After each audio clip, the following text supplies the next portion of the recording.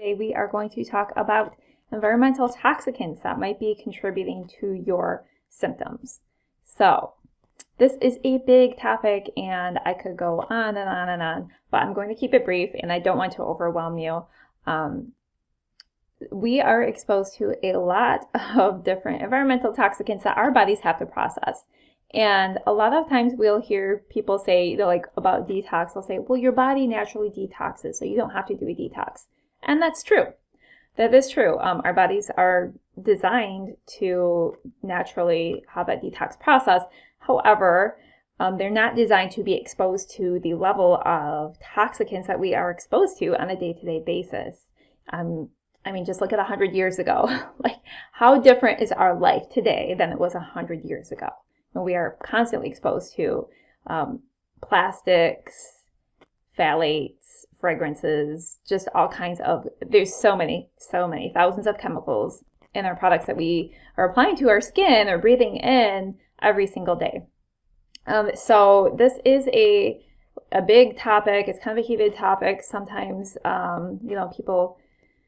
people tend to get overwhelmed, or, sometimes people just are kind of in denial. For myself, I was just really surprised.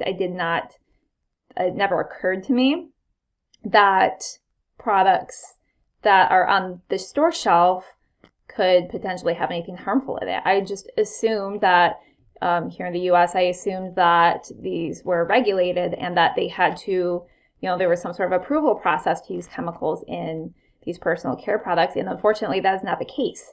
In fact, the opposite is true. They have to prove a chemical is harmful to have it removed from the marketplace. And it's actually a really, really long, hard process to get that done.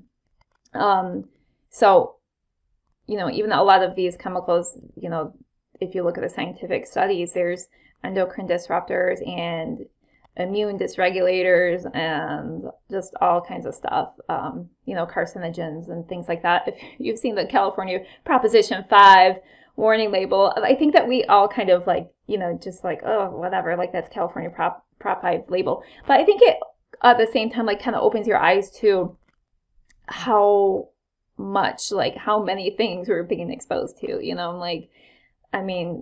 am I going to, not buy a couch because it has, plastics in it? No, of course I am. Of course I'm still going to have furniture and do all these things. But there's things that are simple, smaller things that we can do to eliminate, or not eliminate, but reduce our exposure to these environmental toxicants and reduce the body's burden.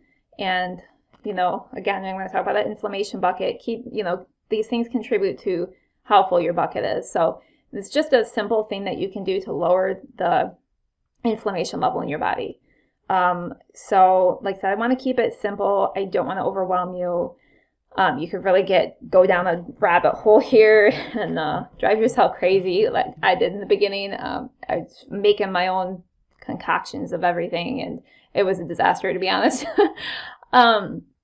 But I would say probably the biggest thing to avoid, and a lot of you are going to hate me for this, but fragrance.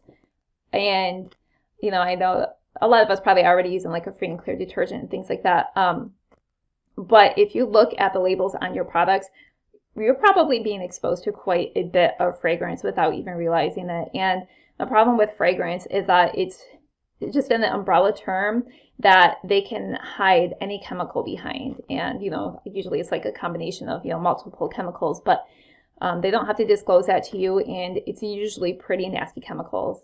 And I don't know if you've noticed, but I've noticed that since I developed chronic hives that I'm a lot more sensitive to fragrances. Even just walking by Bath & Body Works in the mall is really irritating to me. It definitely flares my symptoms.